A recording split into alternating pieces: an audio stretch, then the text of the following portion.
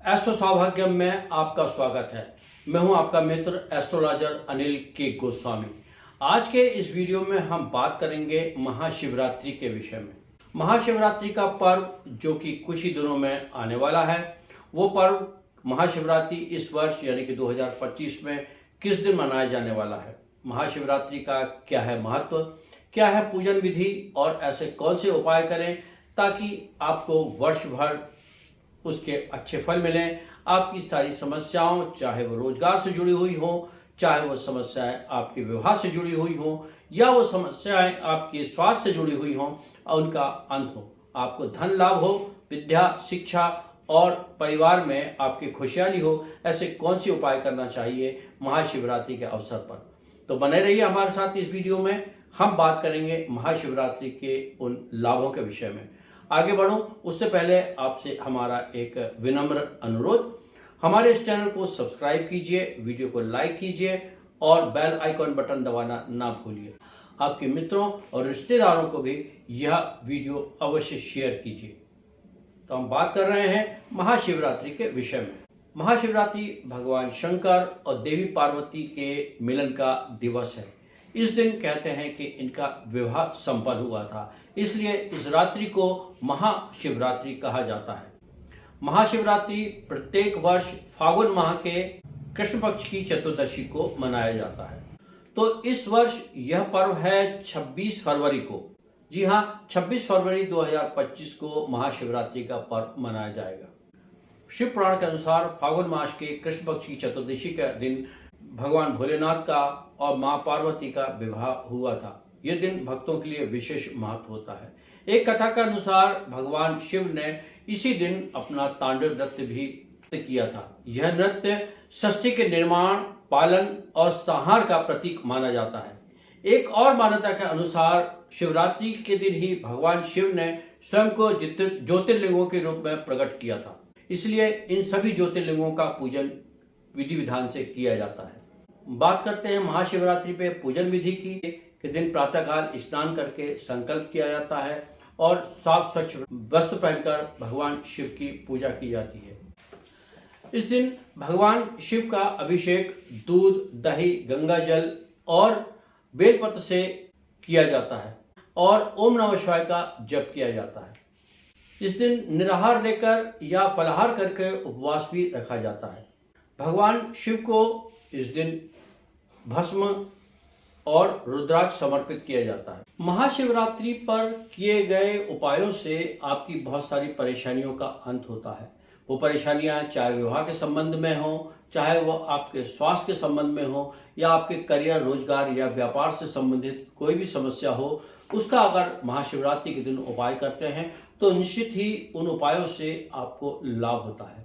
सबसे पहले बात करेंगे, यदि किसी व्यक्ति का स्वास्थ्य खराब है तो ऐसे कौन से उपाय करना चाहिए ताकि आपको भगवान भोलेनाथ का आशीर्वाद प्राप्त हो और अपने खराब स्वास्थ्य से आप मुक्ति पा सकें। रोगी व्यक्ति का रोग शीघ्र ही दूर हो, वो स्वास्थ्य को उसे स्वस्थ हो, यह कामना करते हुए रोगी व्यक्ति के द्वारा, और अगर वो सक्षम ना हो तो उसका नाम लेकर उसके लिए मनोकामनाएं करते हुए कि उसका स्वास्थ्य शीघ्र ठीक हो, 108 बेलपत्री भगवान शंकर पे इस दिन चढ़ाई जाए और यह कामना की जाए कि रोगी व्यक्ति का स्वास्थ्य शीघ्र ठीक हो। तो इससे बहुत जल्दी ही स्वास्थ्य में वृद्धि होती है, व्यक्ति ठीक होता है। इस दिन बेर चढ़ाने का एक विशेष महत्व होता है। यह संकल्प के साथ कि कोई भी रोगी व्यक्ति शीघ्र ही स्वस्थ हो जाए। 7 बेर ले लें, रोगी व्यक्ति के ऊपर से एंटी क्लॉकवाइज बार कर भगवान शिव को ये बेर चढ़ा दिए जाए, तो इससे भी रोगों से मुक्ति शीघ्र ही होती है। तो ये तो थे 2 वो उपाय जो कि बहुत साधारण हैं परंतु बहुत अच्छे फल देने वाले उपाय होते हैं। अब बात करते हैं विवाह के लिए शिवरात्रि के दिन कौन से उपाय करना चाहिए। तो विवाह के लिए जो उपाय हैं उसमें सबसे प्रमुख यह है, एक गौरी शंकर रुद्राक्ष ले लें और उसको भगवान शिव को समर्पित करें, उसका पूजन करें और तत्पश्चात गौरी शंकर रुद्राक्ष को लाल रंग के धागे में लेकर गले में पहना दें जिनके विवाह के लिए मनोकामना की जा रही है।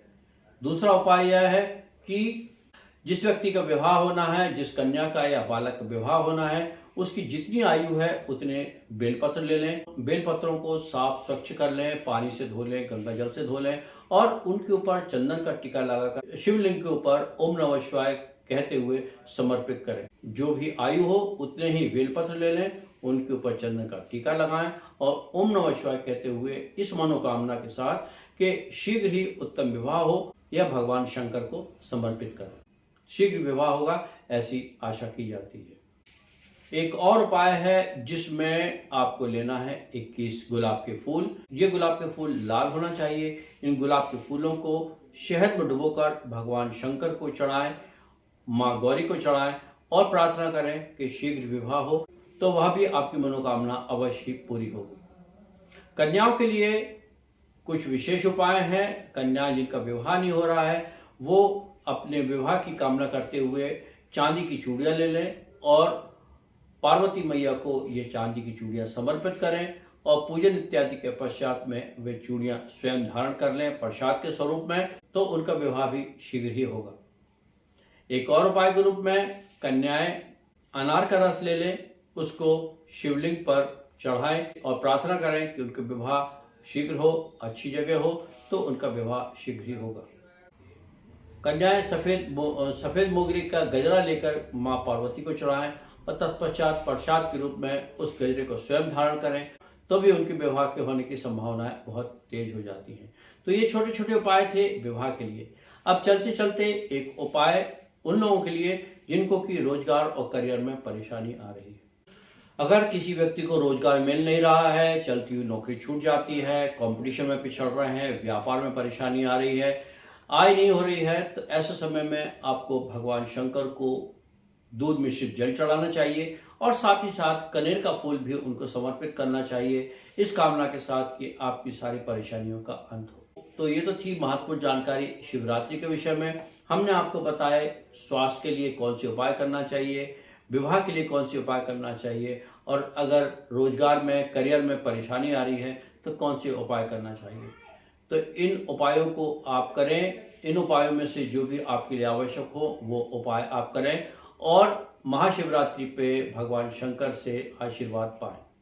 तो मिलते हैं अगले वीडियो में एक और महत्वपूर्ण विषय पर चर्चा लेकर।